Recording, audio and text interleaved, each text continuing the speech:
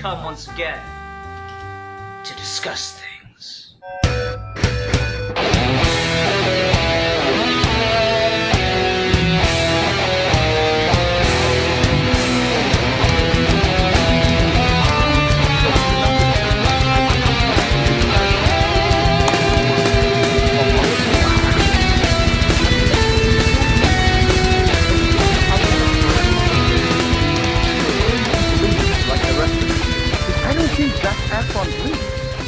Okay, and on that note, hi everyone, welcome to this week's episode of Geeky Gentlemen.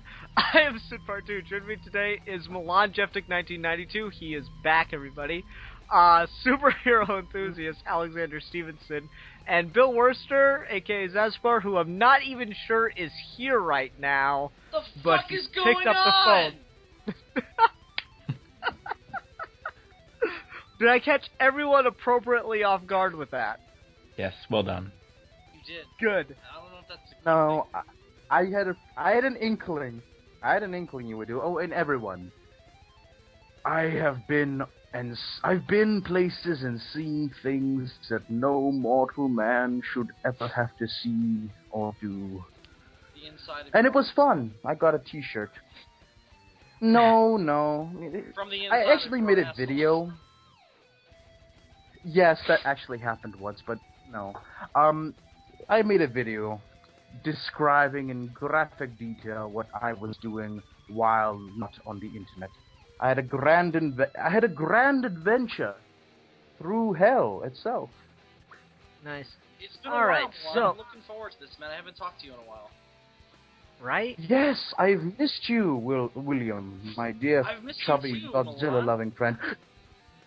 Dude, I've seen the dynamics Godzilla are trail. off, they keep Godzilla interrupting. trail. Awesome. What happened now? Sorry.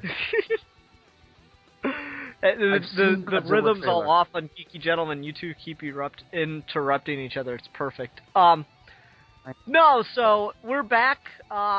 Originally I wasn't sure if Milan was going to be back yet. He'd lost internet connection, so we've been, replacing him because Milan is replaceable. I want everyone to know that. Milan can always be replaced.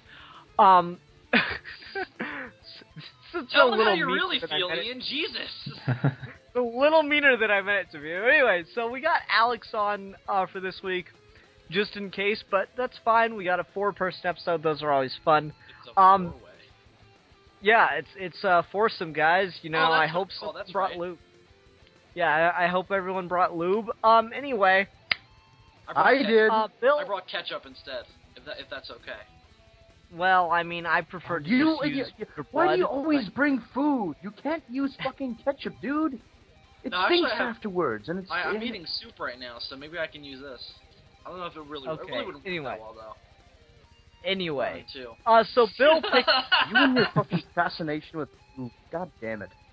Not wrong. Oh, just. Okay. Anyway, so Bill picked this week's topic. Bill, what are we discussing this week? I picked this week's topic? Yeah. Oh, fuck, what'd I pick?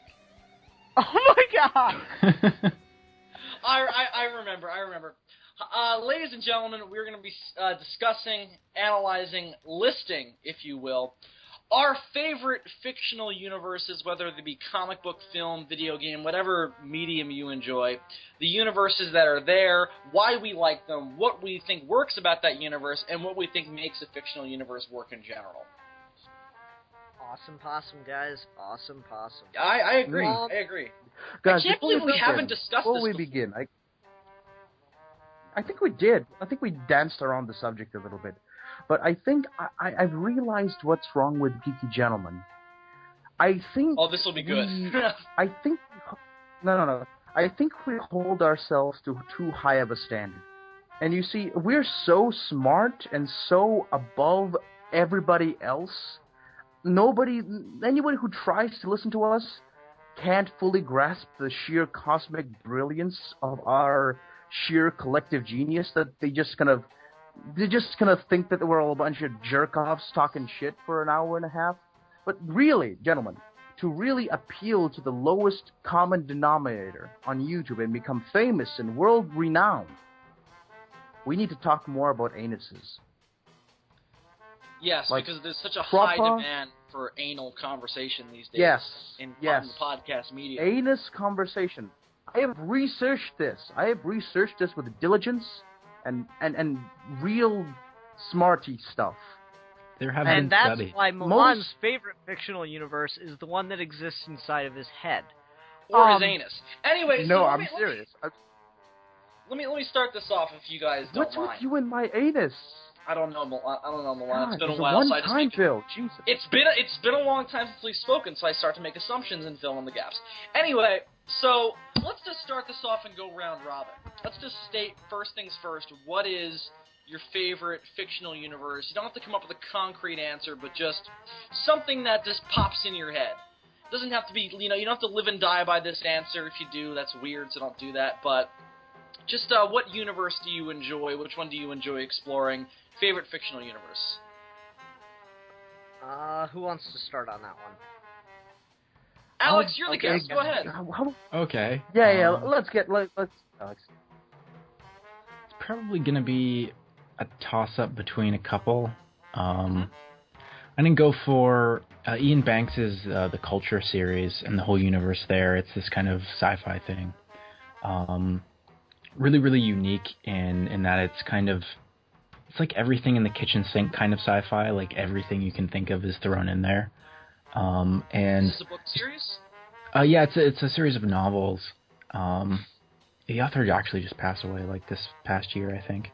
But basically, it's in the future, and humanity lives in space in these like giant sentient machine ships, and the machines basically run the society, but they're super benevolent, and everybody's really nice to one another, and there's not really any greed or anything, and everybody's genetically engineered, and if you want to like switch genders, you can just do that, and it's really kind of weird and wacky and fun. But the whole series plays with, because there are other cultures that the culture interacts with that aren't so nice and benevolent, and so it kind of deals with typically people on the fringes of the culture who have to go and interact with other ones, and it sort of tends to explore politics and proper use of force and stuff like that. So it's always really weird and really alien stuff, which is a lot of fun. Interesting. See, I think there are a couple different kinds of fictional universes, and I'll get into that later, but ones that I prefer are universes that are set almost in, just in the future or supposed to be happening currently, but have slightly different histories, but not significantly different. So, like, some of my favorite fictional universes are, like, the House of Cards universe, where, for all intents and purposes, it's the same universe we live in. It's just the last, like, 3 presidents have been fictional people, but everyone else before that was, a real person. Or every president and every part of U.S. history before that was a real person. Like that. I like that kind of universe. West Wing did that too, where like the last 3 to 4 presidents were all fictional characters, but Tarantino? Tarantino does that. Yeah, like I really like the ones that are grounded more in contemporary, modern day, and just have slightly different histories, and it's just because it's a really good platform to criticize the everyday, and I really like those. Mm-hmm. Did you guys hear the theory, the fan theory, mind you, that all of Tarantino's flicks take place in the same universe? It's I don't totally buy it, but it's really interesting for the explanation. No, it's entirely accurate. It's supported by him. The only ones that aren't are Kill Bill and Death Proof. Those are movies set in the movie universe. I've also heard like that Jackie movies Brown is we'll go see. No, I think it is. Because they have Apple cigarettes in it. Then they probably are. That's just what I read somewhere. But the explanation was like because they killed Hitler in World War II and it was in a movie theater, that the present day culture is violence obsessed and obsessed with pop culture. I think that's so fucking cool. Yeah. I just find that fascinating. Mm. Come on, you're up, buddy. Go ahead. The type of universes. Yeah, thank you. The type of fictional universes that I find most fascinating, because I can't really pick a really specific one because they change from day to day, but the ones that really fascinate me the most are these kind of decades-long comic book fictional universes. It's almost like the universe makes copies of itself within itself. It's kind of like, first you start out with this really basic kind of, almost two-dimensional, almost like cave painting type stuff with like the basic heroes, Superman, Batman, whatever, erupting from the pulps and old-timey adventure literature, and kind of morphing into something of their own volition. And over time, more and more over the generations, these characters and worlds and locationals, these fictional characters, worlds and locations, get more and more defined over the generations as more and more writers kind of put in their time, blood, sweat, and tears and ink into these fictional worlds. And over time, these universes are built upon each other over the years. And actually, sometimes some of these larger comic book universes kind of draw in smaller ones, like what DC used to do back in the 60s, 70s, and suck up little comic book companies like Charlton and the guys who did Captain Marvel. They're like a larger planetoid, like a larger sun, kind of gravitationally pulling, tiny little planetoids into its. Yeah, I got you. Yeah, kind of like that. And basically, they incorporate those other worlds into their own world, and it just keeps growing and growing and growing and becoming even more and more complex. And it just it's fascinating. It's like a weird kind of man-made map of quantum physics, because literally any sort of possibility you can think of has almost certainly been written or will be written about these characters. You have every sort of variation of Batman, Superman, whatever. It's so weird. It's like Grant Morrison really likes to play around with these things, like a map of the universe within the universe itself. On a four-dimensional way, and that it just fascinates me. Both Marvel and DC, the way they've grown. Okay, Bill, how about you? Well, just to kind of springball off of what Milan was saying, if that's a word, I don't know if it is. If so, I just made it up. I really like universes where there's more than one architect. And I love universes where there's like one main guy behind it as well, but the Batman universe isn't interesting because of what Bob Kane set up. Sure, he's the start of it all, and debatably I guess now. Bill Finger. The start. Bill Finger, yeah. Fuck Bob Kane. He's a fucking hack. May he rot forever. All right, I know. That's just the name I decided to put there. But where the Batman universe started is not why the Batman universe is why I find it fascinating. Why I find it fascinating is all these different people who came in and took that basic premise and then built more on it. Like to kind of use a similar analogy to Milan, you look at a city, like a major city like Manhattan. And Manhattan doesn't have one general architect. Sure, there were a couple of people who were the big founding fathers of Manhattan, but what makes Manhattan Manhattan is all the different people who came in and built buildings and built these different districts and stuff like Broadway and Harlem and all these different places. It's kind of a universe grown over time by a universe grown through time by a conveyor belt of architects. Yeah, well, by different people who come in and see what's there and they put their own spin on it. And that's what I always find interesting, because there's more to pull from there. Like, you look at the Doctor Who universe as well, and that's exactly what's going on in Doctor Who. Is you've got all these people who come in and they take what is there in the universe, and then they do their own spin on it. Russell T Davies did his spin, and Grant Morrison. Fucking Milan. Neil Gaiman. Why is there no Grant Morrison Doctor Who? God damn it. Yeah, there is. Funny enough, there's 3 comic books that no one in the world has, okay? He actually used to write Doctor Who back in the old days when he was young and like first starting out.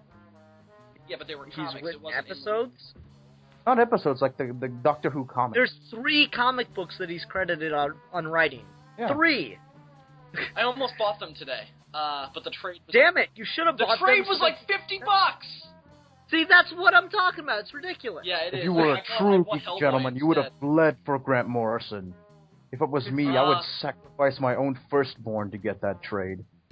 No, if that's actually a requirement for being a part of this group, Alex, you can take my place and go on. No, But You I really filthy enjoy stuff. that because it allows you to be creative, but also you be reverential towards stuff you like, and I always find that interesting and really cool. Like, okay, I'm a really big fan of Sutek, and if I wanted to come in and do my own Sutek story, I could use that character that I love, but also add new things to him, put my own spin on Sutek that I find interesting, but at the same time I still get to play around with that character. That's the kind of stuff that I like because it's got two major things, relatability, but also creativity. And those are two big things that I look for in a fictional universe. I think that's also why I have the problem where it's like, hey, Bill, you should watch this really good TV show. And I'm like, I have no stake in that TV show. There's nothing in there that I already have a stake in, that I already find relatable. Or even a movie or a franchise in general. So, that's why I find it difficult to get into new things. But when I do break the threshold, usually it's not that big of a deal. But in terms of favorite universe, I mean, I threw out Doctor Who, and that's definitely up there. Though that one's really fucking complicated. Of course. Yeah, I was gonna say Doctor Who too, but I'm like, but no one else is gonna say this. Everyone picks Doctor Who. Yeah, everyone picks Doctor Who. Oh God. But that's the thing. I mean, it's different when there's a universe grown over time and a universe has only one architect. If you read a really big novel that's written by one guy, you get everything from that guy's point of view, and like you get. Well, you got like yeah. George R.R. Martin. He created the Game of Thrones universe, and it's like it's only him. Yeah. And I said I'd bring it up later, but this seems like a good time. To me, there are a couple different kinds of fictional universes. There's either the kind that I mentioned, where it's somewhat shared with reality, and it's set in current times or far future. So the farther out you set it, or the farther back you set it, the more likely it is that it's completely fictional, and has no basis in current day. Yeah. And then there are universes that are completely created in the head. So you got like a lot of the kooky sci-fi stuff like Superman and Star Trek and all that. That's completely in the head. George R. R. Martin's in there too, to go for, the non-sci-fi Fantasy, example. yeah. Yeah.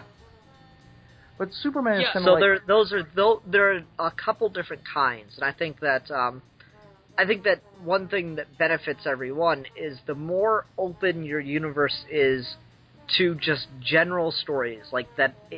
The more open your universe is to non-formulaic storytelling, the better your universe is going to be. Absolutely.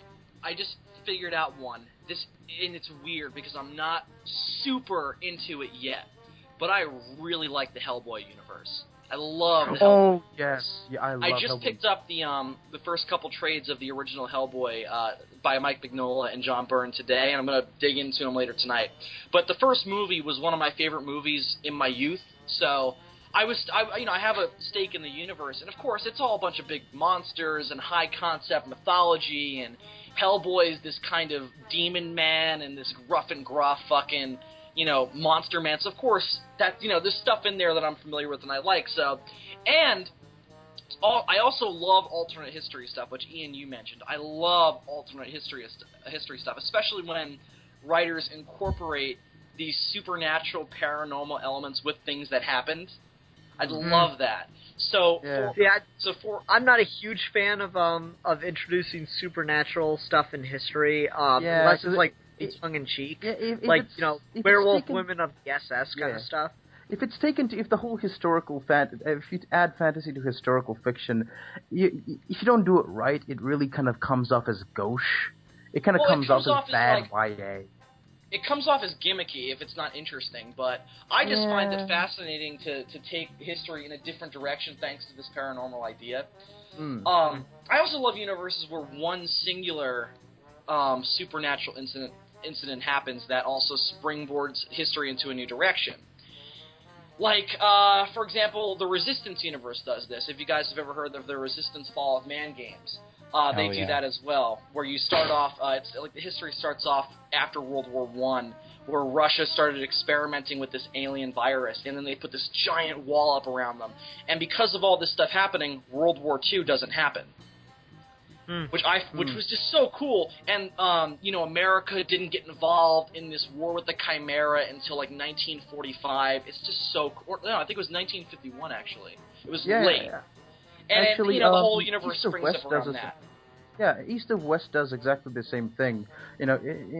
Basically East of West, like the Civil War starts a little earlier or later or whatever, and just shit goes wrong, and America actually gets split up, not into it doesn't become a United States, it becomes a federation of different little countries, which, I think, the Indians have their own little part of land, the African Americans got their own little part of land, everyone's got their own little, state is their own private country. New Sounds York like is New America after the Saigon. Revolutionary War.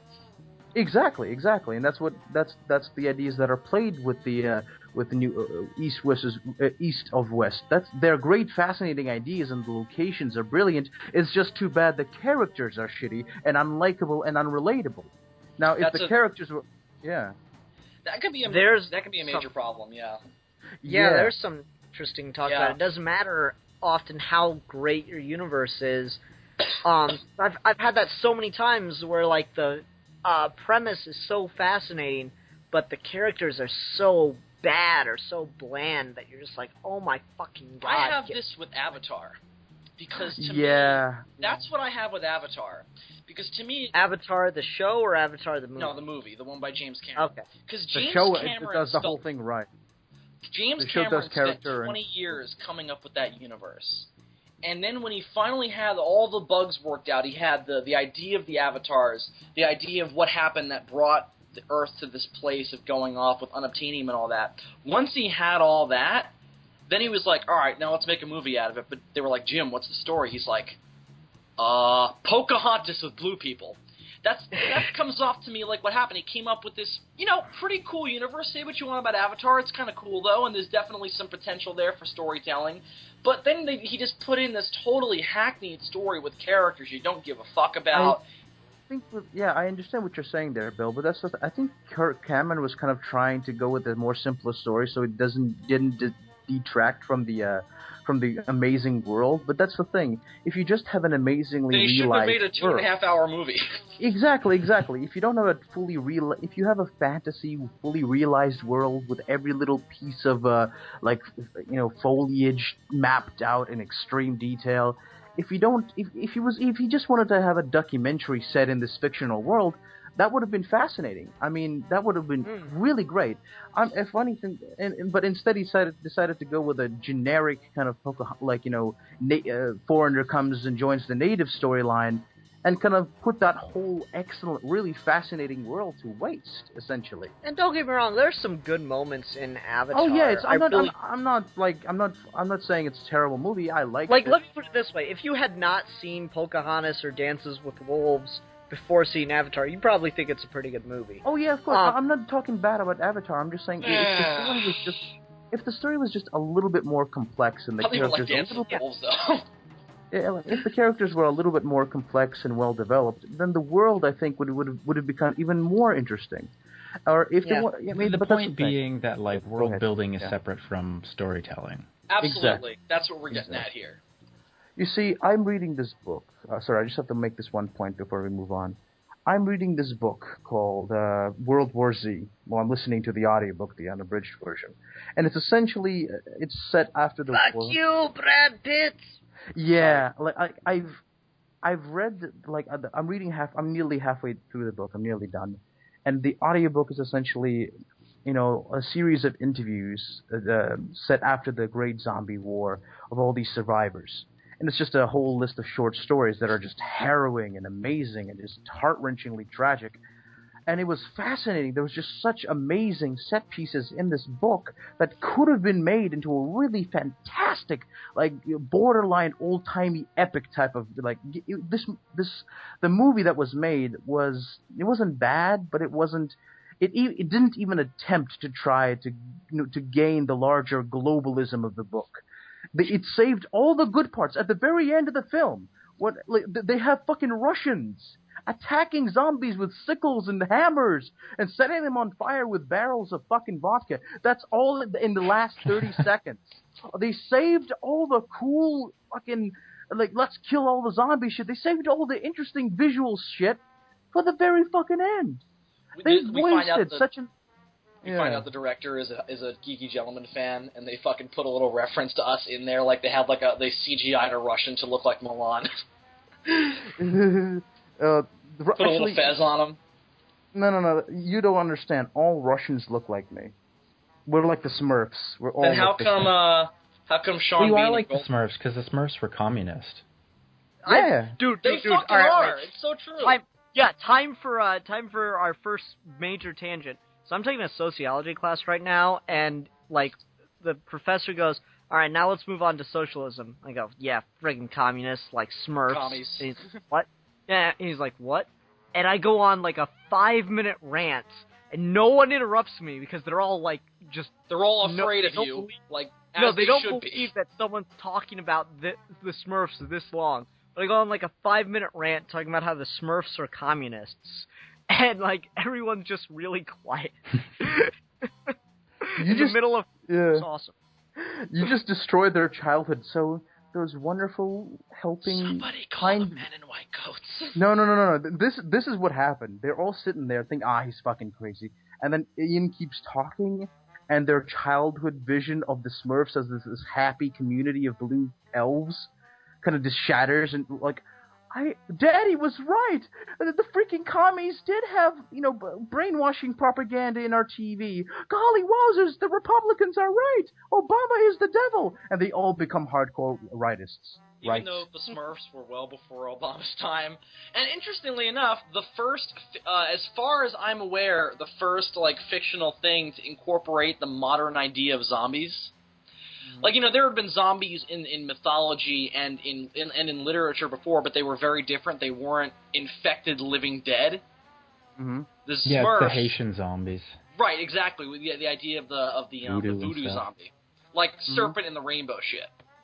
But God! This was like Smurfs were they biting put a each fucking other, nail through a turning dude's green dick, and shit. man. It's amazing.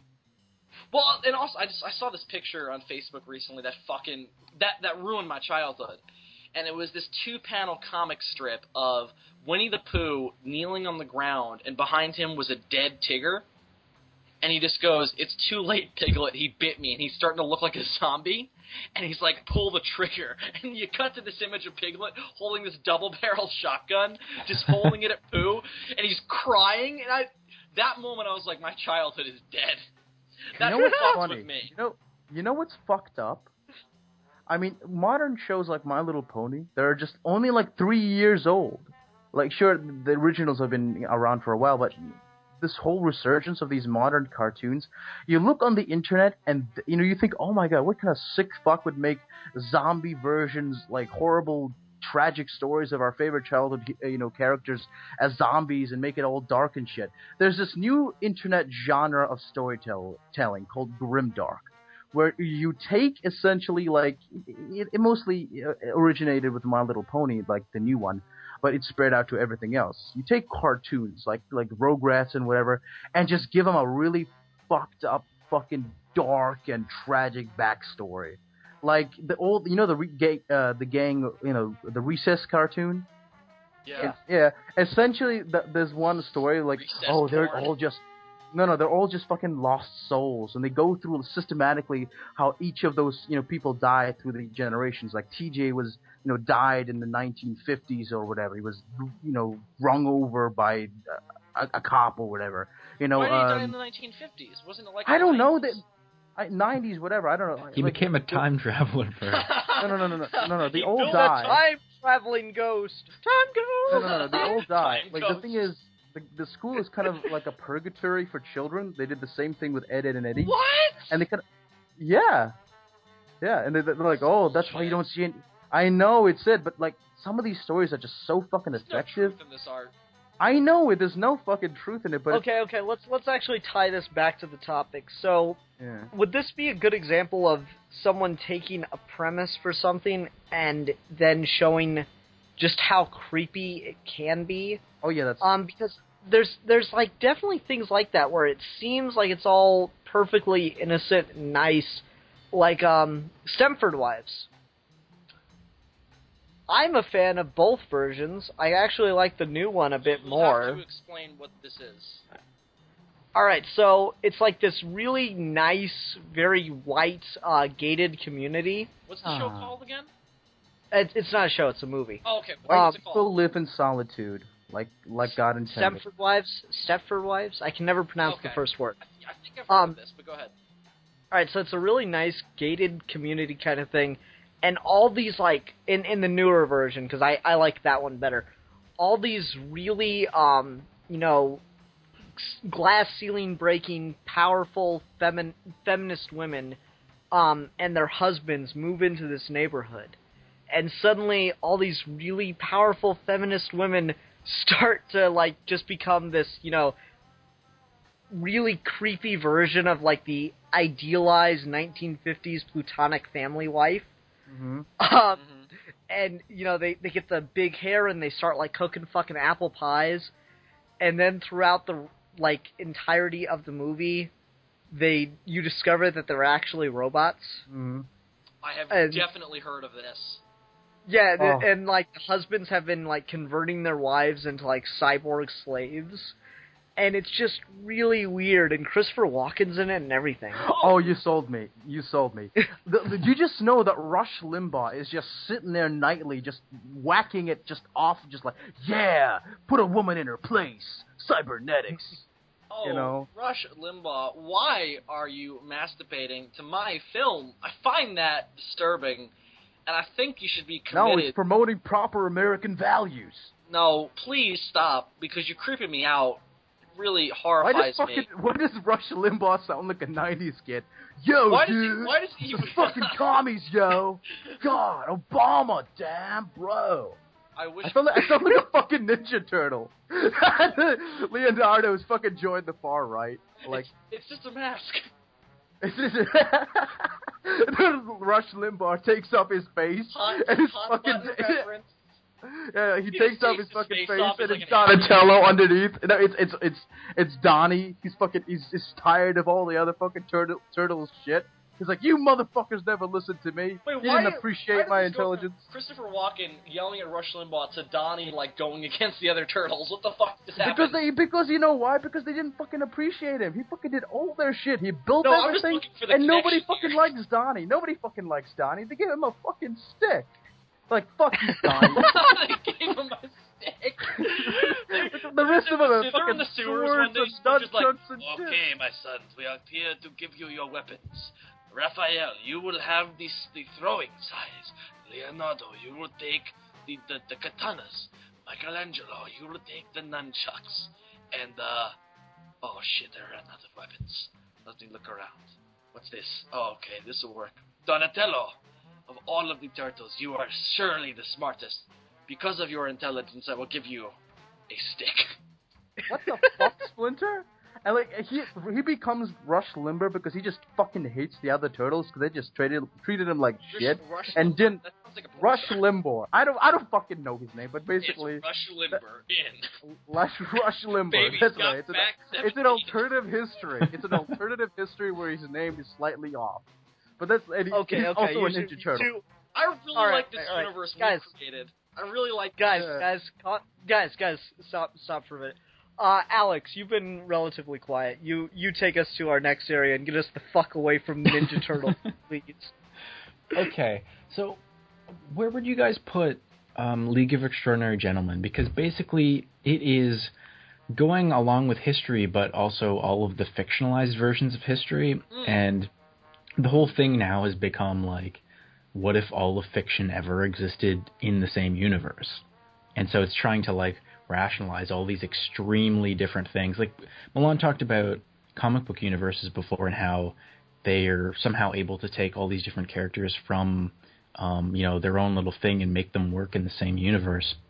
League of Extraordinary Gentlemen does that like on a massive scale, and things that weren't at all meant to be working together.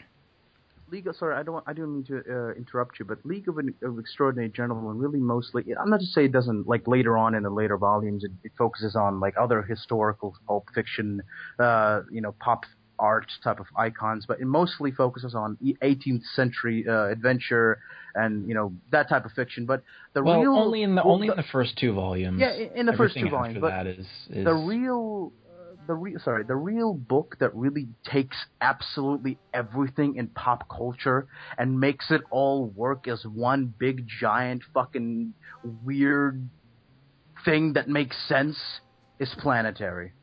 It takes literally everything from the old pop.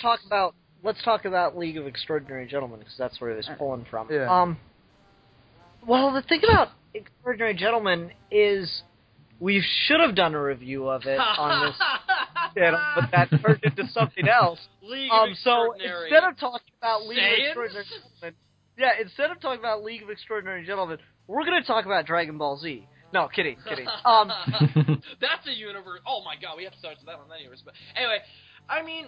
Oh, that's not a universe. That's not Dragon Ball Z is not a universe. It's like a man punches another man really hard in the face. What are you talking about? That's got a great universe, DBZ. Okay, anyway, let's get back to League though. Well, the thing about League of Extraordinary Gentlemen is it's such a interesting premise because it's kind of like a proto version, even though it's a post-proto version of something that like everyone kind of did with action figures. I was thinking about this today in So it's a post-proto version. It's a post-proto version of what it inspired in the first place. No, not exactly. I would say it's this proto Avengers. We all have these toys when we're kids, right? Of like, let's say you have a fucking Iron Man toy and you have, in my case, a Green Lantern toy. And when you're kids, you don't realize that these two exist in separate universes, right. So you play with them together. So it puts the idea of these kind of characters, like Superman and the Hulk, interacting in your head, but you never get to really properly see it unless DC and Marvel do a really shitty crossover. They did too. Because they always are. They're really bad. Anyway, so like you think about that, and it gets it in your head, and I think League of Extraordinary Gentlemen is very much the same thing. You read all these like really famous like adventure or horror novels, and they all seem to kind of exist in the same universe, but no one really successfully puts them together until Alan Moore. But then he's got to be a douchebag about it. What did he say about League of Extraordinary Gentlemen? I don't know. I just assume he's denounced whatever it as a he pile said of about shit, it. Well, he did denounce it because it was the last movie based on one of his works that came out that he put his name on. That's why his name isn't on V for Vendetta or on Watchmen, because of League of Extraordinary Gentlemen. What's the movie? Why Sean Connery quit acting. Well, no, but like I think League of Extraordinary Gentlemen is very much in that same thing. You read the classic stories and you're like, oh man, I would love to see how fucking the Invisible Man would interact with, like, Dr. Jekyll and Mr. Hyde. That'd be such an interesting dynamic. Or, it ends in ass rape. Spoiler alert, he rapes him. Right? Or like how Captain Nemo would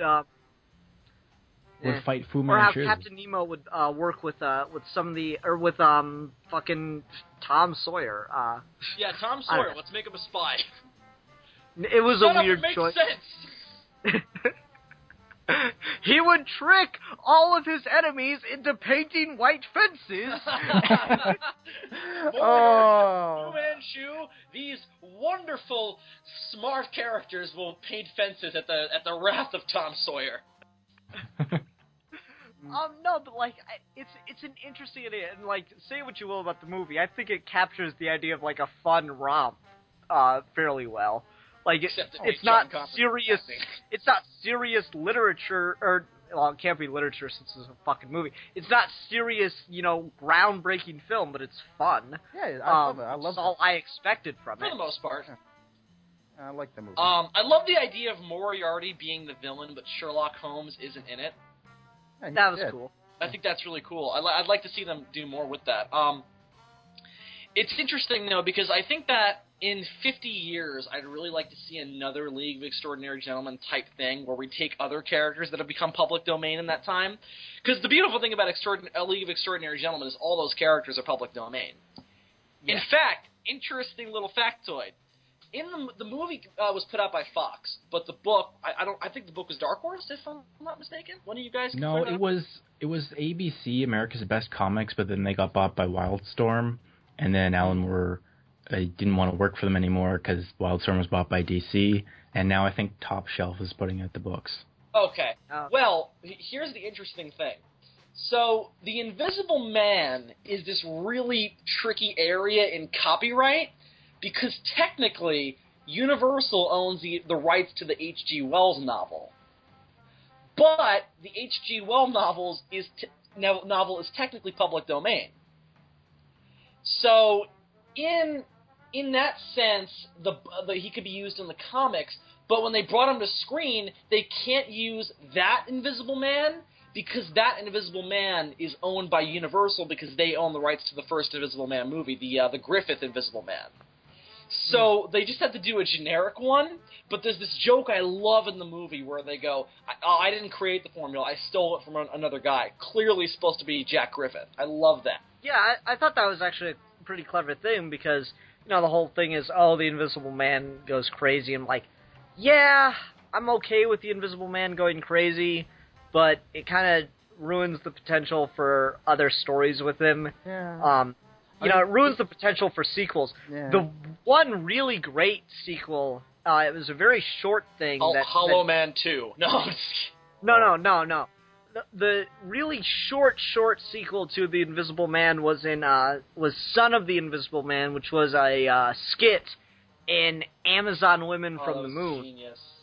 Yeah, where he's been, in his own words, I've been injecting myself with chemicals for my entire life, and I finally figured out my father's formula. And he's just walking around like a bar, and it's like they go so far as to create almost the exact same bar from the original Invisible Man movie. He's walking around a bar just naked, and he thinks he's invisible, and he thinks he's fucking with people, and everybody but plays everyone along. can see him. Yeah.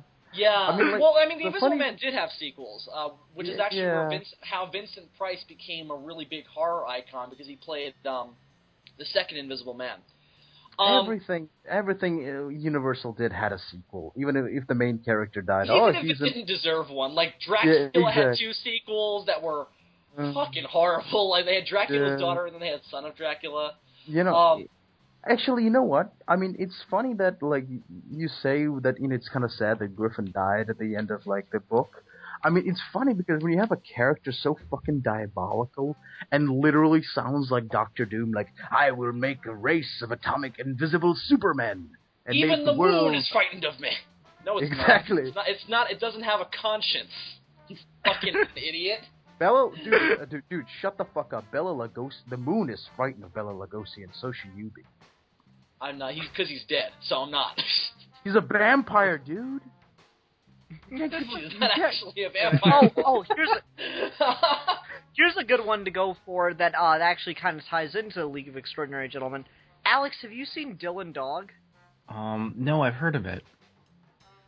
It's weird. This is like the second time in recent episodes that I've brought Dylan Dog up, but it takes all like the classic, Universal monsters, werewolves, vampires, stuff like that, and puts them all in. They're all like concentrated in New Orleans, but it makes all the different monsters like different kind of mob families that have, different cover businesses. Oh, that's cool. Like the vampires like run nightclubs, and the werewolves have like a slaughterhouse business. And it's so clever, and like there's a lot of really good exploration in the franchise. And the best part is that the zombies all work at fast food restaurants, and they have body shops where you can buy body parts to sew back onto yourself. And like so that's kind of like Frankenstein then. Yeah. Best line in the whole fucking movie though is there's this guy, he's like the sidekick, and he gets killed really early on in the movie, but he comes back as a zombie, and he's like having trouble accepting it.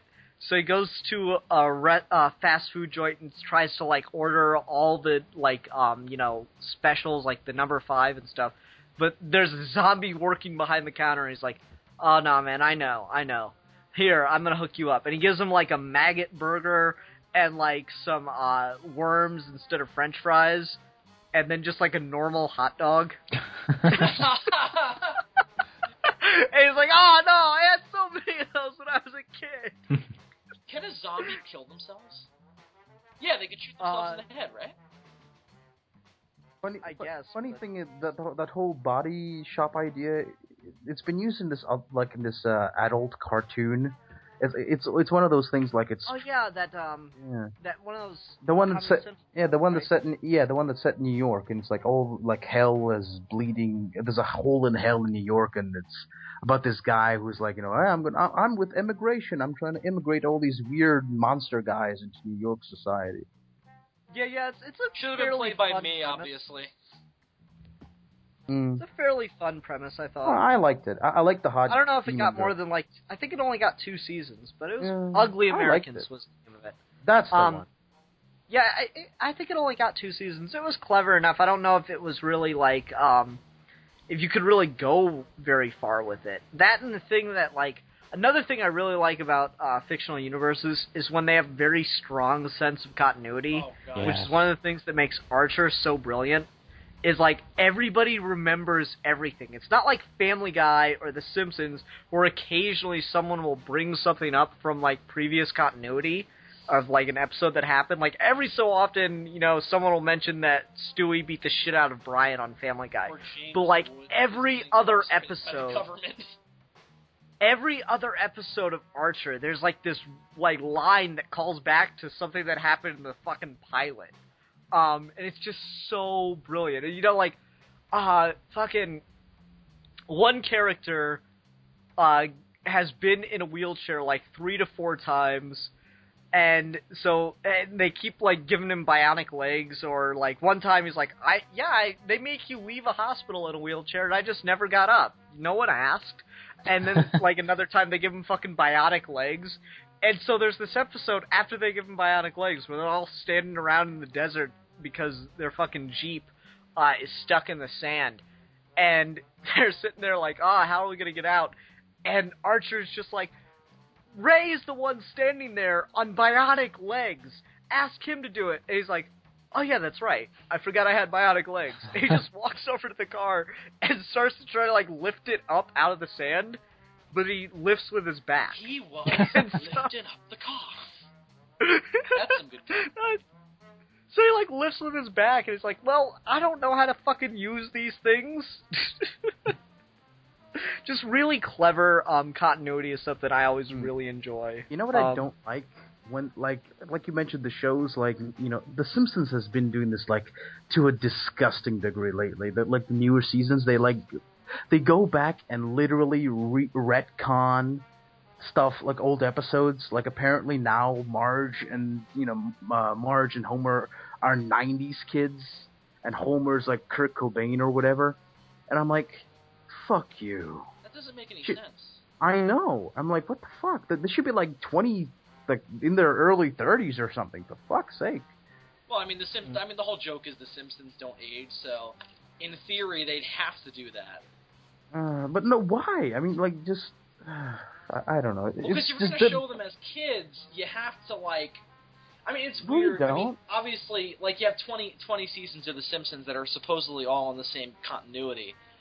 But, it's obviously doesn't make sense because it's like 20 years of past, but everybody's still the same age. The thing is, they were just trying to fucking play with this unfunny Kurt Cobain joke. I'm like, is this supposed to be fucking funny? I'm not laughing. That's the thing. Kurt Cobain, I've listened to like his albums and his stuff. Like, the lyrics are good, but he is what's that one? The one that goes do do do do do. What's his name? Fuck. I have no idea. What the fuck are you talking about? They all go like that. It's the most generic voiced guy that sounds like a butt. Hold on, not such a good idea to in the company of geeks to shit on Kurt Cobain. Kurt Cobain was a whiny bitch. I'm tired of Oh, Kurt Cobain. good. I'm just like, for fuck's sake, dude. You're a white man in the 90s. Everything's great. For fuck's sake, you're a rock star. What do you want? You have food and water and a place. Alright, Ian, can we mute him, please? Okay, we'll move on. No, but like I love Nickelback. when a universe... That's the one. okay. Anyway, I love when a Nickelback. universe has a very... I love when a universe has a very strong sense of continuity, because that just makes it so enjoyable for me. And, like, it doesn't even have to be where you reference your continuity every other episode or anything like that. But, like, I like it in Doctor Who, where occasionally they'll make, like, jokes about the first Doctor. Like, one of my favorite Matt Smith gags is they ask him to identify himself, and he pulls out his library card, and there's a picture of William Hartnell. Yeah. Well, no, like, oh, that is so funny. There was this interesting moment in season 5 where he whips out the psychic paper, and they rarely do a close-up on the psychic paper because the idea is, oh, we don't have to see it because it's psychic. But they decided to do a little CG thing, and they show you, like, this little, like, this card, and it has William Hartnell's picture on it. It has, like, these little stats. It was great. Yeah, that's funny. I like when there's just, references to make, especially when it goes on for very, very long. I like when they reference things that show, yes, this is the same universe. We know all this stuff happened, and, we're trying to make it all work together, even though we've contradicted ourselves in the past. It especially is so satisfying when that happens in something that's extremely standalone, like everything seems like standalone stories. Like, in the Incredible Hulk TV show, every episode is standalone, but every now and then they'll make a little reference to something that happened in the past, and as a fan you're just like, yes! This show has continuity! And everything isn't just David Banner wandering around trying to find himself or whatever. Like, there's this moment in Season 2 after the premiere where they mention the woman he married at the beginning of Season 2 who died. And it's like, holy shit, yeah, that happened. And he would be dealing with it because he's a human being with feelings. Thanks for the spoilers, Bill. I just finished Season 1 today. You didn't know about that? No. Oh, well, I don't... Trust me, it's not a spoiler. Okay, anyway. Guys, no, I mean, I've actually been really enjoying that. Like, episodic, formulaic things can work, but you need a really strong premise that leaves you with enough open. Like... It can't be like fucking Smallville, where every week Clark has to fight someone who just got superpowers and kill them and still maintain a secret identity. No, like... Because that makes sense. And stay in the exact same town that's, like, really small, where everyone's supposed to know everyone else. It doesn't work. But with, like, something like The Incredible Hulk, yes, it's very formulaic. David Banner comes into town, has to deal with a problem, the Hulk shows up, Jack McGee shows up, he has to leave before anyone notices him. Right. Which I've been really liking the shots where David Banner just barely misses getting, like, seen by Jack McGee. Yeah, those are my favorite moments. It gets more creative. He has as to the quickly duck and pretend he's getting a drink from a water fountain, and then he has to, like, tie his shoe and stuff. It's awesome. Wait till Season 2. It gets really fucking creative. Oh, cool. No, but, like, I really like... In The Incredible Hulk, yes, there's this very formulaic thing, but it leaves so much room for the kinds of stories you can tell. Like, the Hulk had to fucking land an airplane, and he had to fucking deal with a loan shark in Vegas and stuff. It was awesome. Yeah, that's something I like, too, and also, that gives you a lot of different places you can take a character. Like, if you watch David Banner in the pilot, you're never going to think, oh, one day he's going to be working at a car wash and get locked in a car trunk and have to rip out an engine as the Hulk. It's like, you don't think that's going to happen. But because of the whole premise of him wandering from town to town, it opens its way for that kind of stuff. And then it also allows you to make reference to that later. There's also, and I won't spoil this for you, but I'm going to say it really ambiguously, they bring back, in a way, the origin of the Hulk way later on, like in Season 4. And they bring back how it works specifically in that continuity. The whole idea of anybody can turn into the Hulk as long as gamma rays, or they're overdosed with gamma rays, and they're in a stressful situation. And they bring that in later on, and it's one of the best two-parters in the whole series. Cool. Actually, funny thing. It makes me. It's interesting. Milan, let me just get this out real quick because it's really short. It's interesting, and I didn't realize it till I started really getting into the Hulk.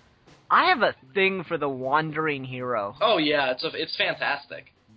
It's one of the things I love about Doctor Who. It's one of the things I'm really enjoying about the Hulk show. I just have a thing for the hero that's, like, constantly moving from place to place. Go ahead, Milan. basically, you want to have an interesting setup and an interesting setup for a world. You might create like a reasonably detailed world, but you want to have something there for other people to come in later on and play with, or if you want to leave yourself enough room so when you're done with it for a little while, you can come back and see something that you can play around with more. And actually, Marvel did that a lot. You see, DC kind of grew naturally, while Marvel kind of was artificial, structured to be was more structured. And sure, you have these weird clashing ideas like Thor, the god of thunder, and whatever.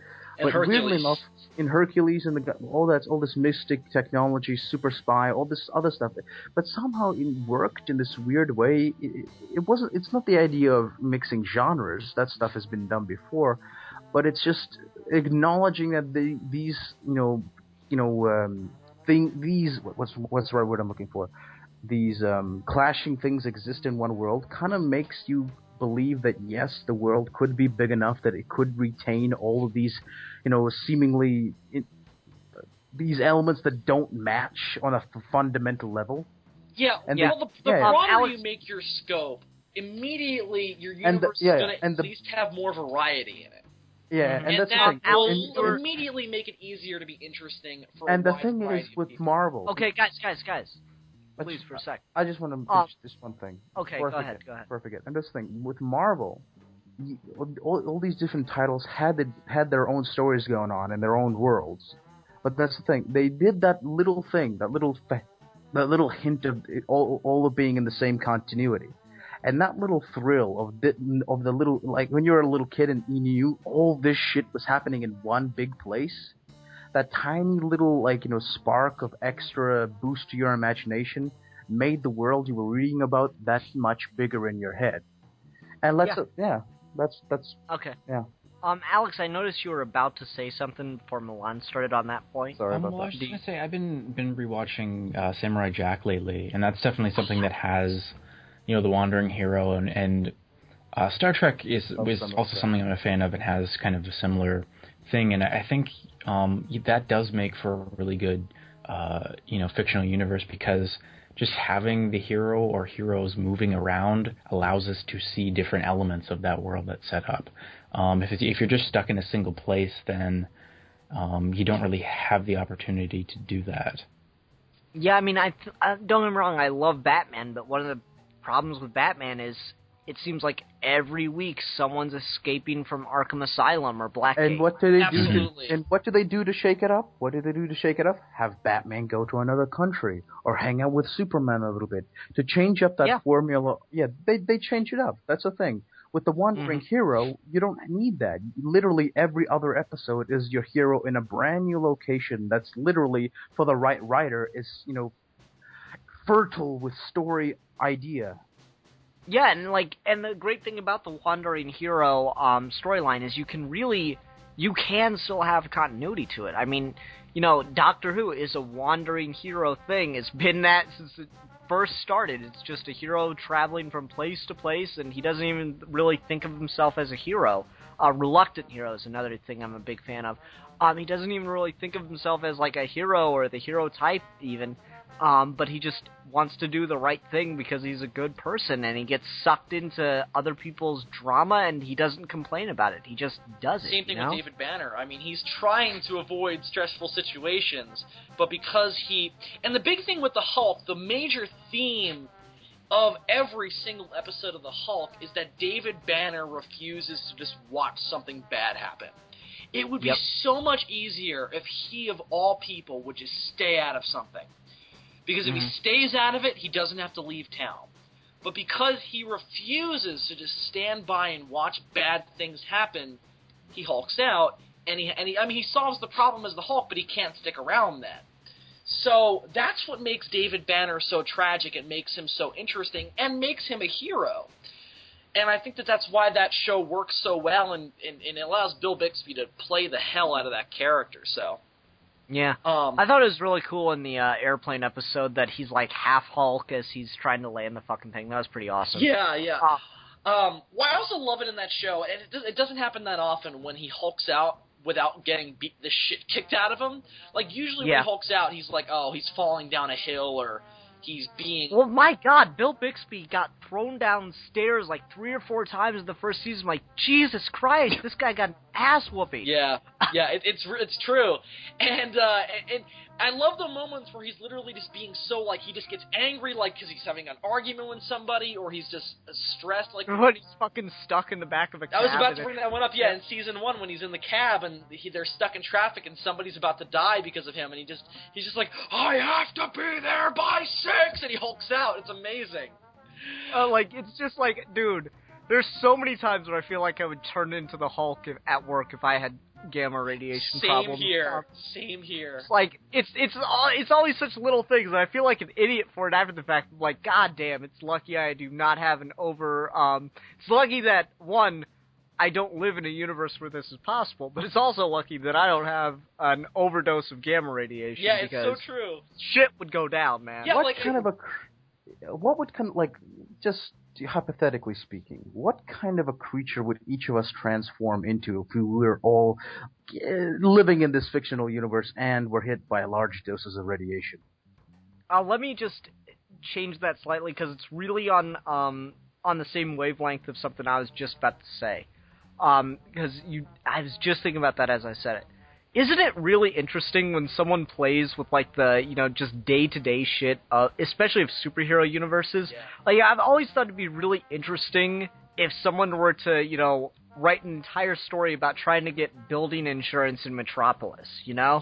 Because it seems like Superman throws someone through a fucking building, like, straight through it, and there's no way that the foundation can be sound after that every other week. Well, that was basically the premise of Damage Control in the Marvel Universe, and that was basically Tony Stark set up a company whose job it was to clean up after big superhero battles. That's awesome. Cool. Yeah, but, like, to what Milan was saying, like, how many people in the Marvel Universe must have superpowers but just decide not to be a superhero or a supervillain, but just to try to live a normal life? I'm sure like, it's done in X-Men because of the whole idea of what mutants are. Yeah. But if I were overexposed to gamma radiation and turned into a Hulk-like creature, I'd guess I'd want to be more like the leader. I don't know. Well, here's the interesting thing about gamma rays. Not what we want would be. What would be the most likely outcome if you were let me enhance that. Here's the thing. In most Hulk continuities, what gamma radiation does is it takes what's bottled up inside your mind that you don't let out, and then it exposes that and then turns you into it. So Bruce Banner, in most continuities, he was abused as a child. His parents or his dad didn't love him. His dad beat the shit out of him and his mom, and he couldn't do anything about it. And he tried to bottle it up in adulthood and get the hell out of there. They do a similar thing in the show. So when he gets hit by gamma rays, all that built up frustration and desire to just defend himself against his father turns him into the Hulk. And somebody like the leader, Samuel Stearns, was this really dumb man but really ambitious. So when he didn't get hit by gamma rays, he got hit by gamma waste. And what the gamma waste did was it gave him intelligence, because on the inside that's what he wanted, but he wasn't. He was the opposite. Emil Blonsky was just crazy, so they turned him into the Abomination. No, he was Russian, so he was a monster. I mean, like you say that, but like with me, I mean, like Ian, I don't know. I guess there's a certain need for strength. I guess Ian would turn into the biggest Hulk ever. I mean, yeah, I'm serious, but like I don't know. What are you keeping bottled up, Bill? I don't know. Well, I think that let me just say this is kind of interesting. The Hulk is my favorite comic book character ever. Yeah. Wait, hold on. Can I make a really dumb joke first? Sure, go ahead. Okay. So, like, if certain politicians got hit with gamma rays, would they just turn into flaming homosexuals? Obama turns into a white guy. No, it takes what's bottled up inside you and, like, makes it and forms it into reality. So, like, gamma radiation is actually the thing that gets people out of the closet. True, isn't it? No, you just turn into a giant penis because that's what you want most. Well, it also depends on how you're being exposed to it. Like the thing that didn't happen was the She-Hulk. Again, in most continuities, like she just got a transfusion of Hulk blood, so she just got some of the strength, but she retained her conscience. But the She-Hulk was actually this really timid, kind of shy, tiny girl. Right. Oh, it changed. And then she turned into this big old broad lass, and I want to have sex with everyone. Yeah. I'm going to wear loose outfits and do whatever I want. But like with me, I mean, you guys, what you said later, Bill, like everything that's bottled up comes out. I don't have that. What would I turn into? Because I just let everything hang out. Well, I just die. You'd be like what the noticed. Joker got. It's a very, very bad crossover book, but the premise is fascinating. So they crossed over Batman and The Mask. And in the thing, the Joker got the mask. And, like, Batman has this whole scene devoted to, discovering the history of the mask. He goes, usually it gives the wearer, it takes over the wearer and makes their most inner desires reality. But since the Joker wears his inner desires on his sleeves, it just gives him fucking superpowers. So Milan would just be Milan, but he he'd was just have the Abomination. superpowers.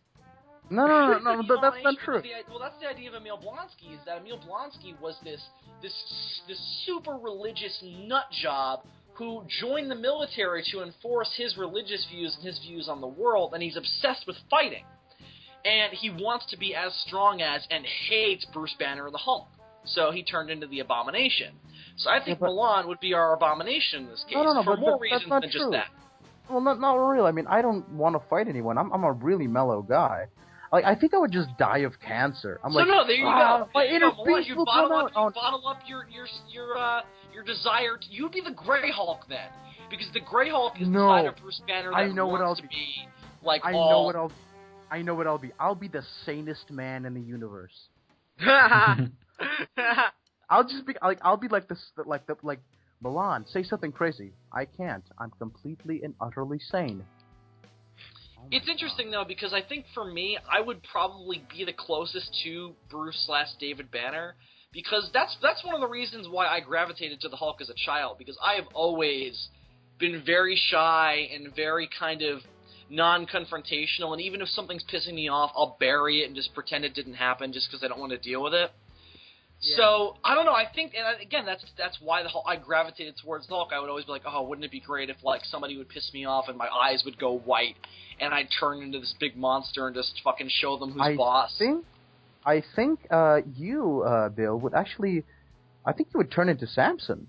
I mean, because Samson was like this, not fat or anything, just this kind of person who had a lot of inner strength, and when radiation got him, all that inner strength kind of came out, and he became this kind of almost mythical strongman.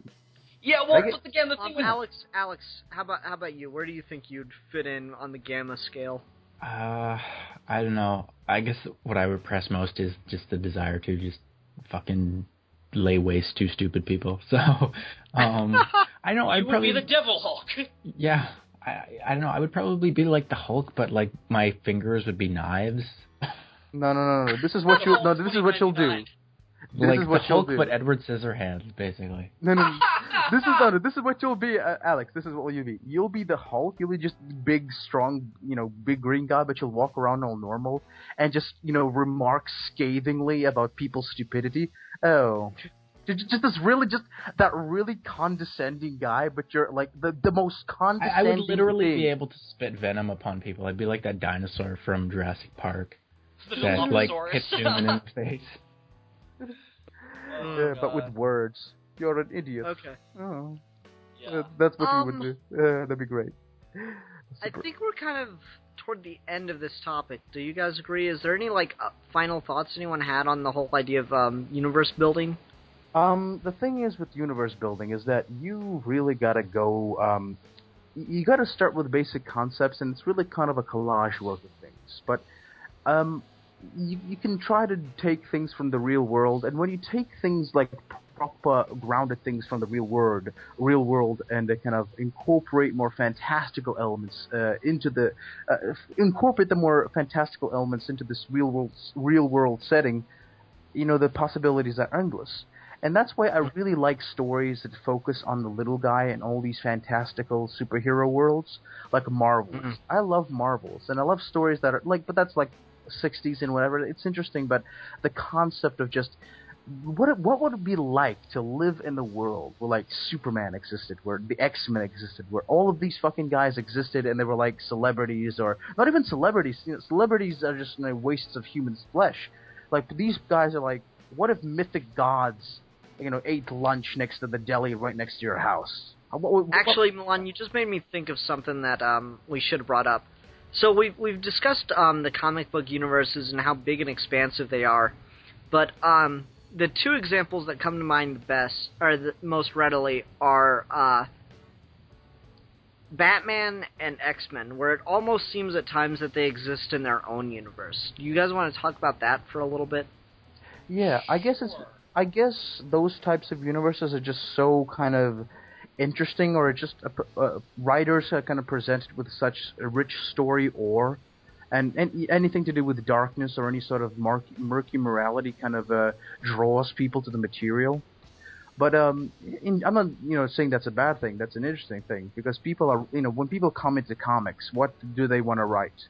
Oh, I want to write a Batman story. I want to write the Batman story, because everyone loves Batman.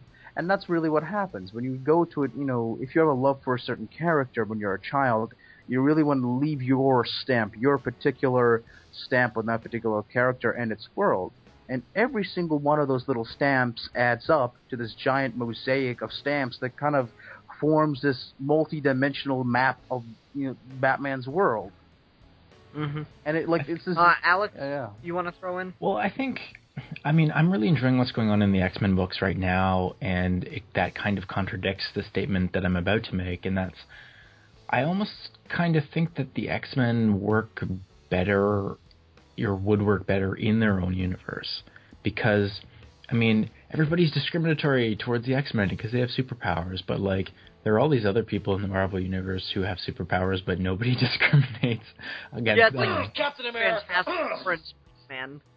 Fantastic Four and Spider-Man's like, what is up with that? Well, Spider-Man everybody fucking hates, but Yeah. Fantastic Four, they're these public figures who go to the park and they play with children. It's like, the fuck, man? I know. I think there's it would be interesting if they tried to cover this.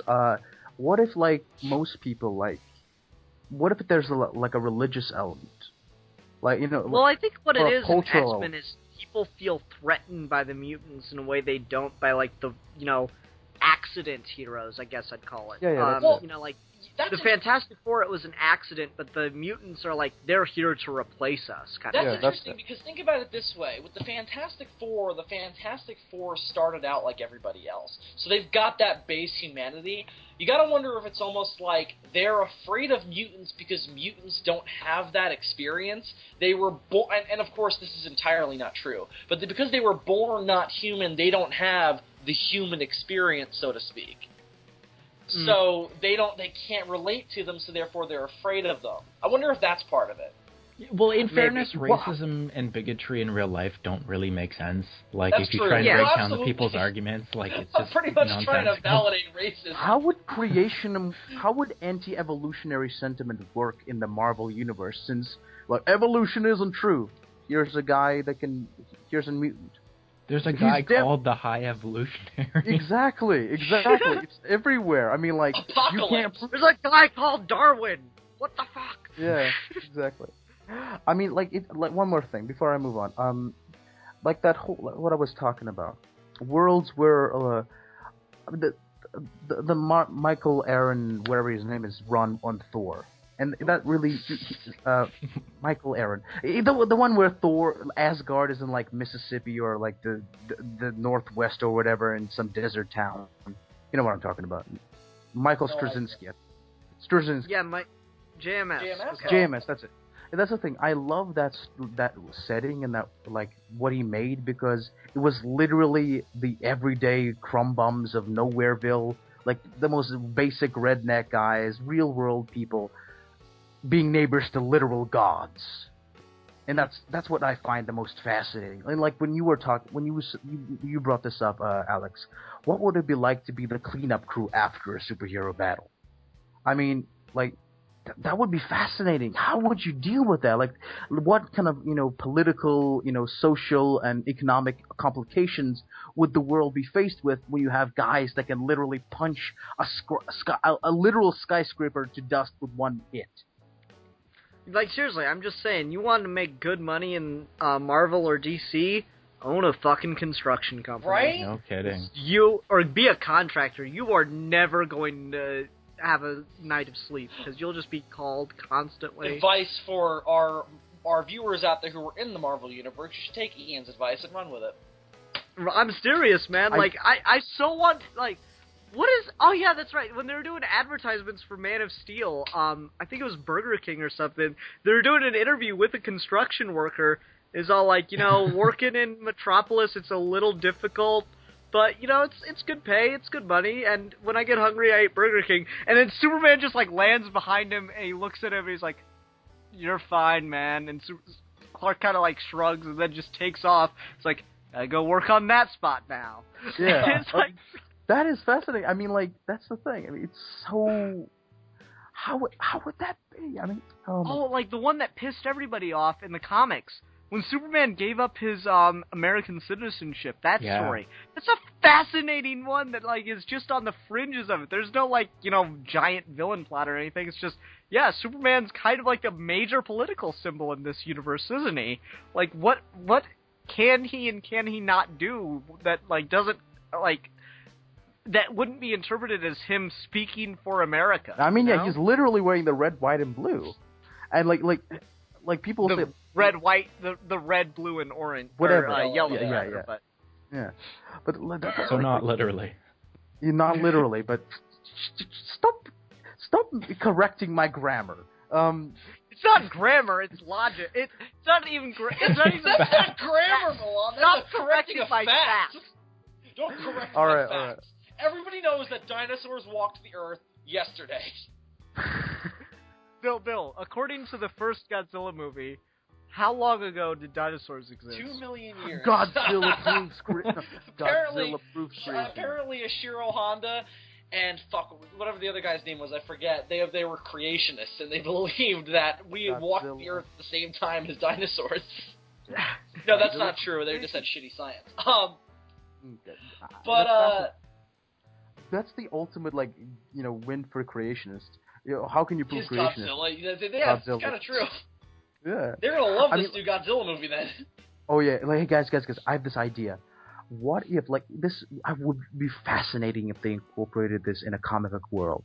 I mean, like, sure, like, these engineers wouldn't keep rebuilding the skyscrapers the same way.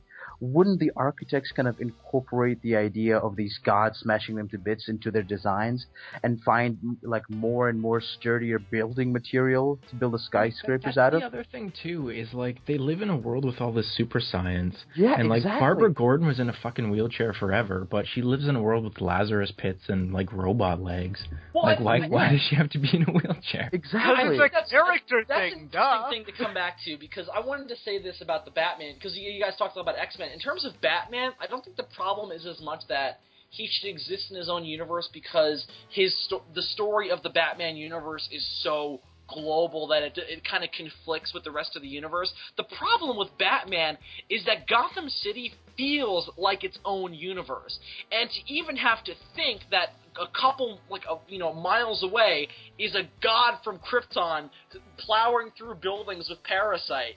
To have to think about that, it kind of takes you out of the world. And to have to think that these two things exist in the same universe, it seems weird. I think that's the problem you encounter with Batman. Luro, I think there's a word for it. Go back to what Alex was just saying, though. You gotta think about it, like, alright, so Superman shows up, and suddenly it's like, okay, here's a better example. One of my favorite parts of Watchmen is when Ozymandias says, well, John proved teleportation was possible, so we just had to figure out how he does it. I really like that. There's all these really interesting, ideas that, writers and scientists have dreamed up, but we're not sure if it's actually physically possible.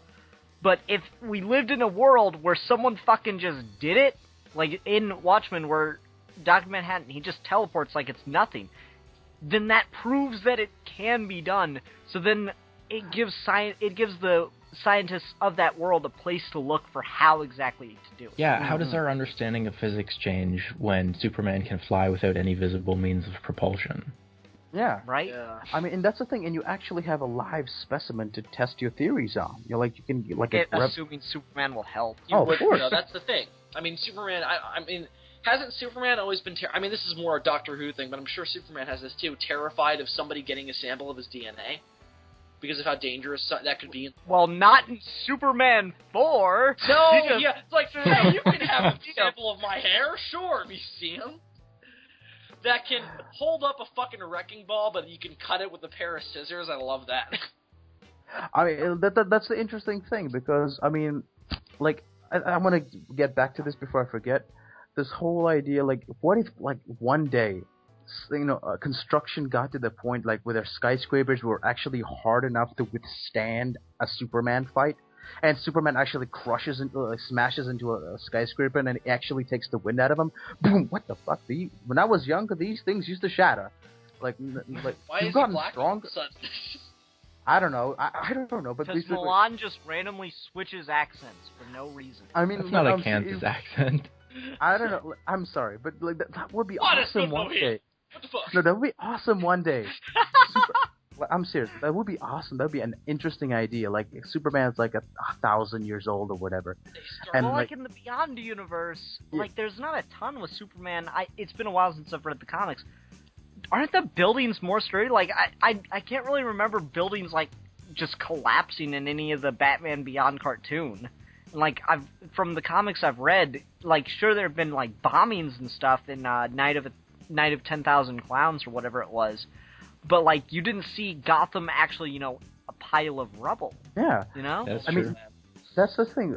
That's the thing. So and you notice the buildings are very weirdly very shaped. pyramid-esque. Yeah. So that might be why. Well, Yeah, also, very- I don't know. Geometry. In most versions Yeah. of Metropolis, it's usually based in this Jets. They're usually the architecture is very much so kind of Jetsons-y.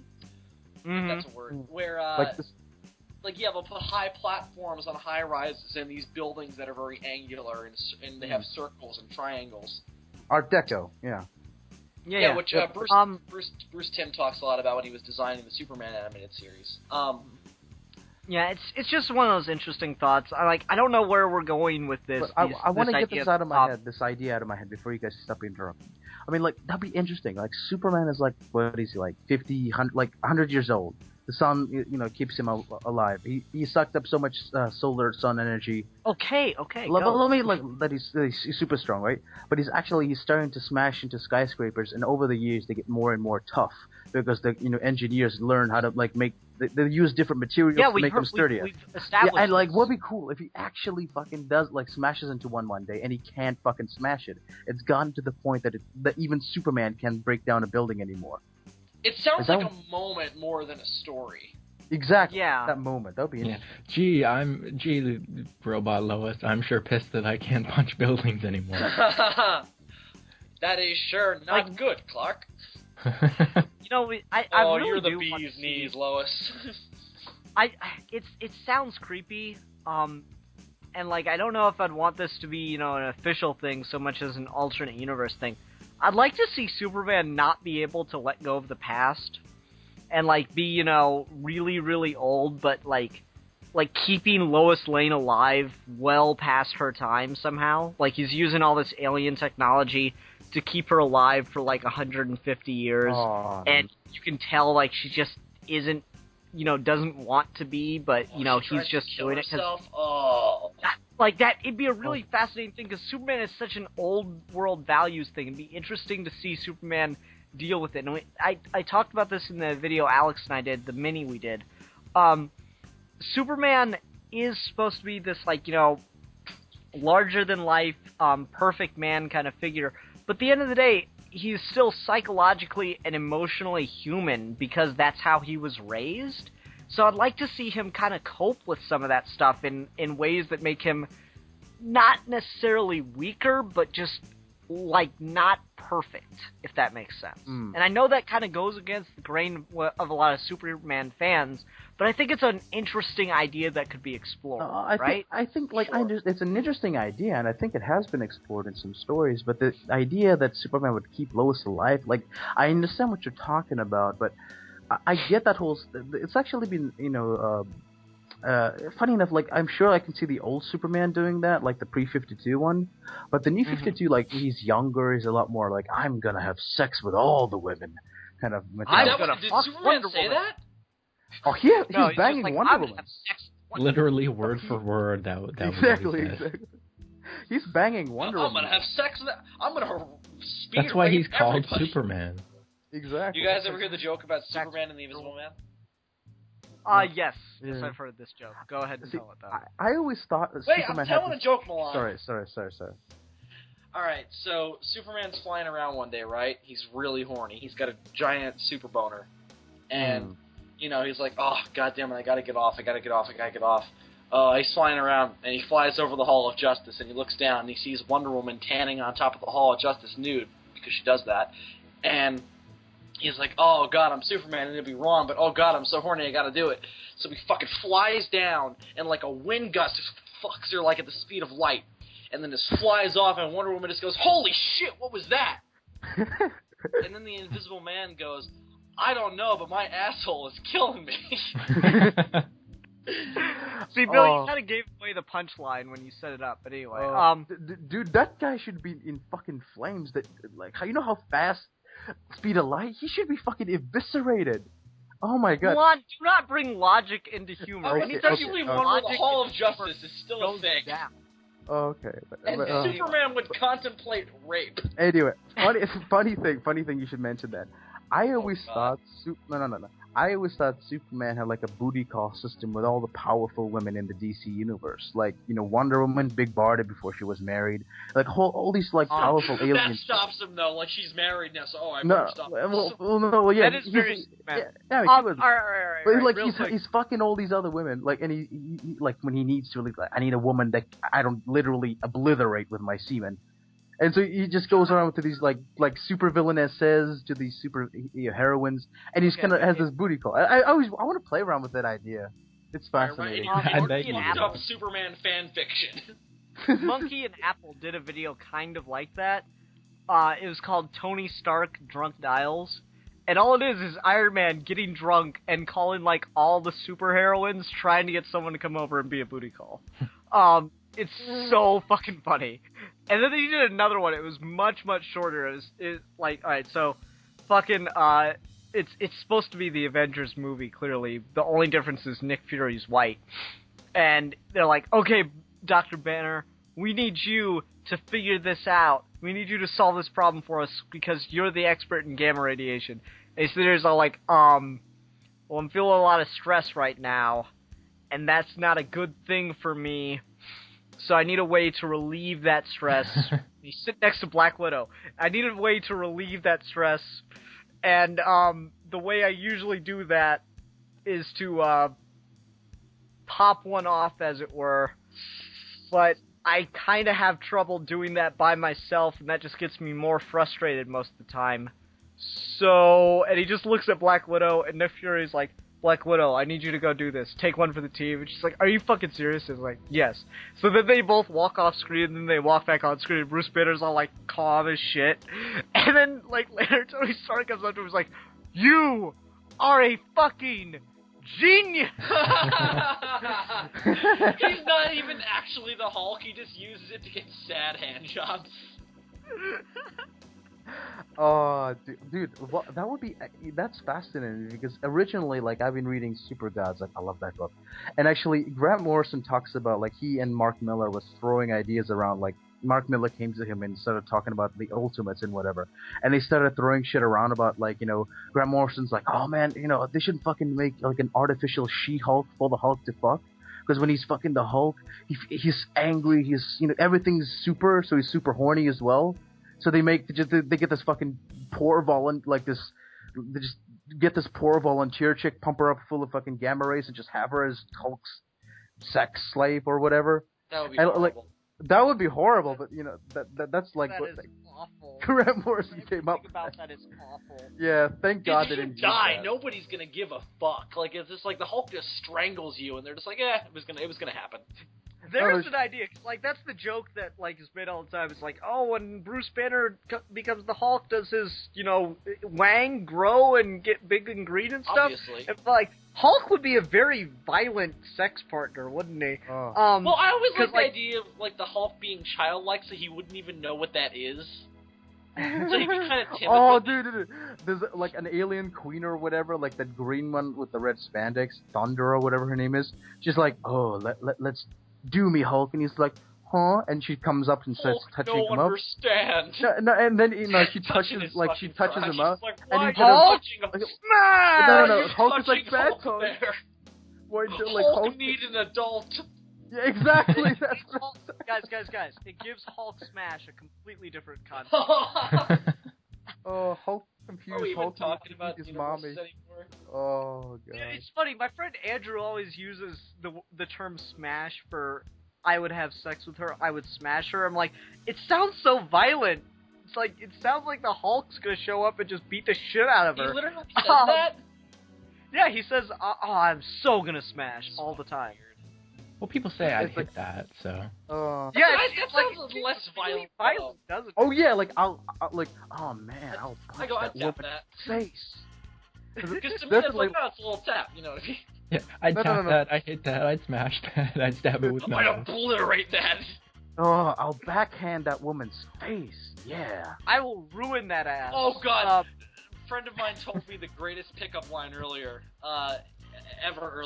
We're in Dave & Buster's, and we're sitting there, and they just go, hey, Bill, you know what the best pickup line is? And I'm like, what? And they go, okay, so you go up to a girl, and you go, what's the difference between jelly and jam? And she just goes, what? You can't jelly my dick up your ass. And I was like, I'm so trying that. See what happens. Okay. I think this is really devolved This, though. So let me give you my best pickup line. Okay, you see a hot girl in a bar, you go up to her, Hawk girl? you sit, a hot girl.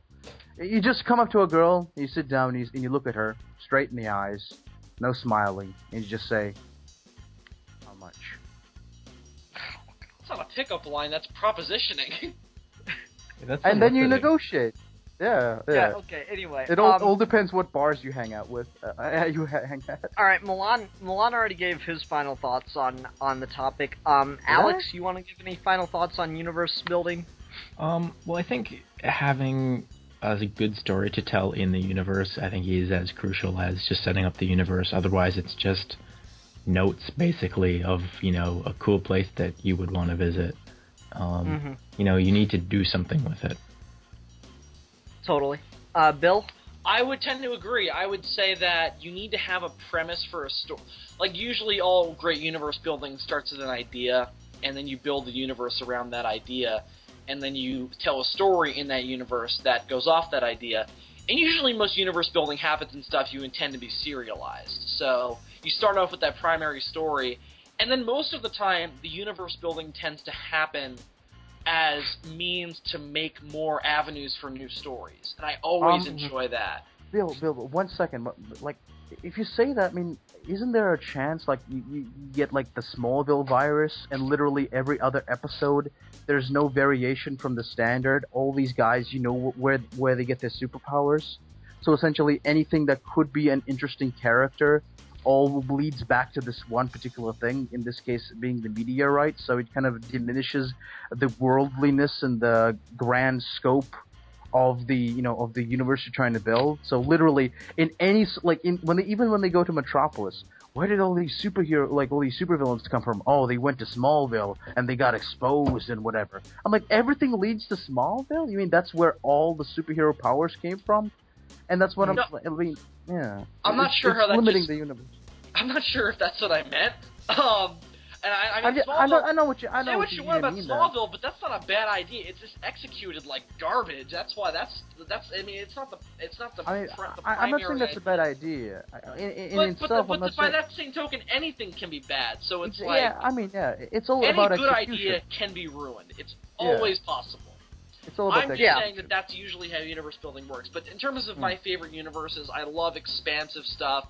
I love stuff where past events inform the present, and we get to explore this big universe through other mediums like books and comics and film and games, and I'm a big fan of that kind of stuff. So, those are my final thoughts. My favorite thing about fictional universes is obviously you need a premise or you need a universe that deserves more than one story to be told in it. You know, like, it's so weird we didn't talk much about film. We talked almost entirely about television and comics in this week's episode, because so few films, like, have a universe that deserves more than one story to be told in it. Even if it's like a trilogy, like Star Wars, or not Star Wars, like, even if it's a trilogy, usually it's like one continuous story that's just broken up into 3 movies. But very seldom do films like merit an entire a universe that needs more than one story. Lord of the Rings? Good examples of Hobbit? that are Inception. You know, Inception's a universe that needs more stories told in it because the premise is fascinating.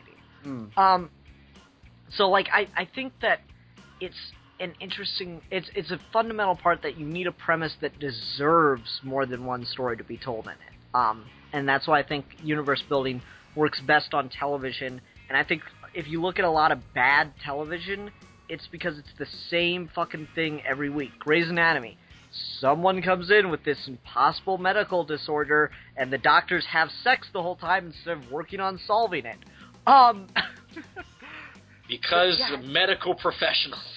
No, I know like, it would it's be so uncomfortable to work in a damn hospital where the nurses and doctors are constantly fucking. Well, how is anything sterile? Right? My house is so mad. That's Grey's Anatomy. Grey's Anatomy is in the same hospital as House, and that's why House is so pissed off, because he's like, that's why he treats everyone like crap, because he knows what you're fucking doing. You fucking right? He's yeah. not getting any. That's why House is like House was actually a fairly good premise. It was just a little bit ridiculous. Like, the thing about House is they only used real medical disorders and complications that would actually happen from trying to diagnose those. The only, like, thing that was really fictitious about House was there's no way every fucking person that comes in with this shit is gonna just walk in the damn door. You know, like, it's not just gonna happen like that. And but anyway, every time it'd be like a misdiagnosis, or like House would have to be like, no, you're all wrong. This is what's happening. Like Sherlock, like, I mean, that's the thing. House is the Sherlock Holmes of the medical world. Exactly, and that's all he was, is let's just write let's cross Sherlock Holmes over with the doctor.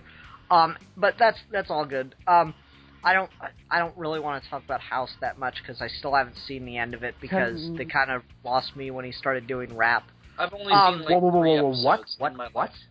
Rap? There's an episode of House where he does a rap, and it's kind of, like, sad, and yeah, this show should have ended. What? Anyway. He raps? Yes, there's an episode of House where he raps. Let's move on. Oh my god. The rapper. One more thing. I have to say one thing about more movies. Just movie building. Well, Milan, you already had your chance to throw I know, but this is just, I want to add on your thought on the whole movie worlds being built in movies.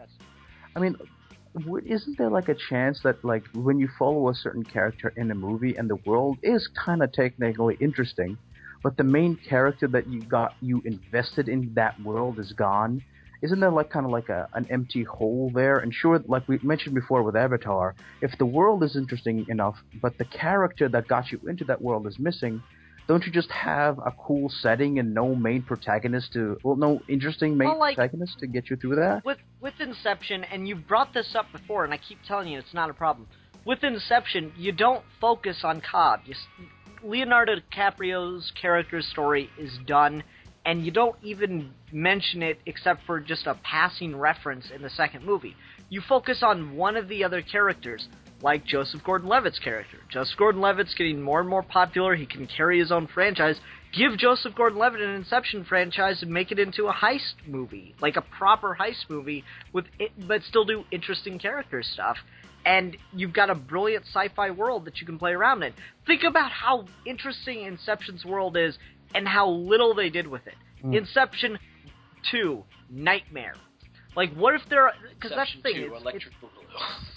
You know, it's a fucking like interesting ass world with all these very complex sci-fi premises, and like, you know what? They barely touch on the things that could go wrong when experiencing dreams together. Dude. Do you think they can actually, if they actually do a nightmare sequel to Inception, they can actually have kind of a realistic Freddy Krueger? A guy. That'd be cool.